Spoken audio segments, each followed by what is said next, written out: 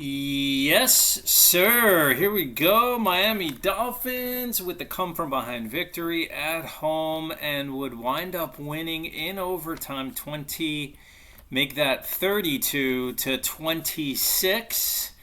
My name is Dennis Sullivan. I want to speak to you about this game and share my thoughts and feedback as well. If you do like the content, this particular video, go ahead, hit that thumbs up. Feel free to subscribe as well to my channel, which would be 120% awesome. So in this one, I tell you what, the Dolphins are very lucky to get out of this one with a win. Takes them to 6-7 on the season. There's still a chance, not a great chance, but an outside chance at a possible wild card. A lot to play for next week when they go up against the Houston Texans on the road. That's going to be a huge game. But let's talk about this one here.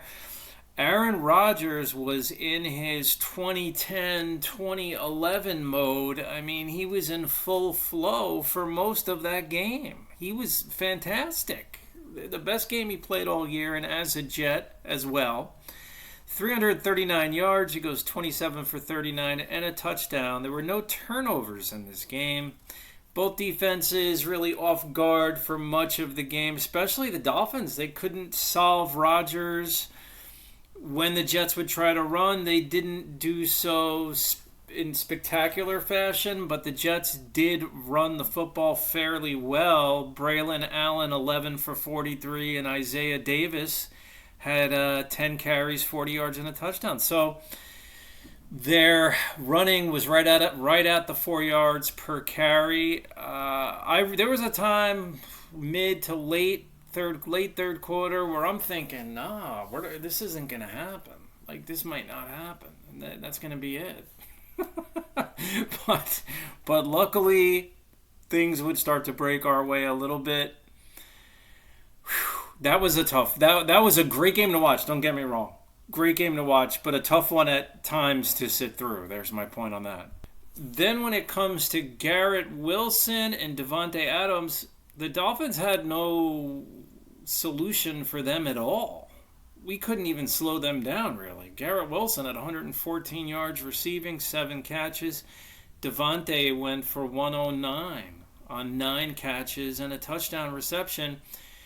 Allen out of the backfield, 4 for 38. Tyler Conklin had 3 catches, 33 yards. Davis out of the backfield, 3 for 27. Alan Lazard, who, of course, played with Rodgers at Green Bay, had a catch for 18 yards. Really, when it all came down to it, it was really the Jet defense that let them down in the end. I mean, you see a game like this, it's usually the team that needs the win more that will figure out a way to do it. And that's what happened today. Tua was the difference maker. He was the difference maker for the Dolphins. He would throw for 331 yards, 2 touchdowns, no interceptions, 33 of 47 through the air. The Dolphins could not run the football. They could not do it. They were getting bottled up. Achane was 14 carries, 24 yards. He did have a touchdown run, but still, it's not even 2 yards a carry. Jalen Wright, 2 for 7. As always, the Dolphins at one point will try to involve a receiver in the running game. Tyreek Hill had a carry for 6 yards. Jeff Wilson Jr., 1 for 4. Tua had a 3-yard run. So it was tough on the ground. Tua did pull it out. And how about Jonnu Smith, who was shut out the entire game? That's right, the entire game. And then he gets all 3 of his receptions in overtime, and that would account for 44 yards and the game-winning touchdown reception. Interesting, they did that tight end screen. I like the call to the right. Worked very nicely. And then they ran the exact same play to the exact same side. Almost looked like an instant replay. That might have been our coaching highlight of the day. I love it. And Jonnu in the clutch, and good. That's good coaching too, because you're saying, you know what, we may have something now in overtime with Jonnu Smith getting open or making a difference here. You already used Tyreek and Waddle throughout the game. They may not have even had much left in the tank. Tyreek had 10 catches. Waddle had 9 catches. Tyreek Hill had 115 yards and a touchdown reception. Waddle goes 9 for 99. Achane out of the backfield, 6 for 45. Already talked about Jonnu. Julian Hill had a 14-yard catch. Wilson Jr. out of the backfield, an 11-yard catch. Wright out of the backfield, 2 for 6. Odell Beckham Jr. had a catch for 1 yard. So the Dolphins continue these last few games to do a good job with utilizing the running backs in the passing game. I like that a lot. So can the Dolphins win at Houston? Of course they can. Houston's on a bye, though, this week.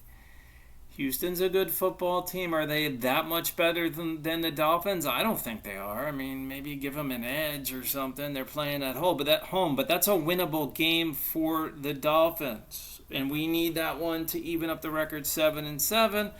You do that, and then it's almost like a fresh new look, really. You start to get that anything's possible type of vibe back if you get a nice road win late in the season.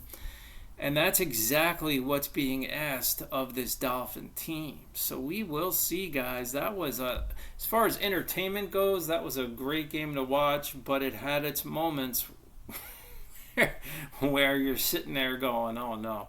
Jets played, I haven't watched a lot of the Jets, but I'm guessing, I mean, they're a 3-10 team. That's got to be one of their better efforts of the season. Certainly from Rodgers, who again played very well. He looked very good out there. That cannot be ignored at all. So let me know what you think, guys. I will talk to you soon. Big one now. I mean, we've got to celebrate this one for the next day or two. You know, let it absorb, let it sink in. Then you got a huge game coming up next week against the Texans. Talk to you soon, and bye for now.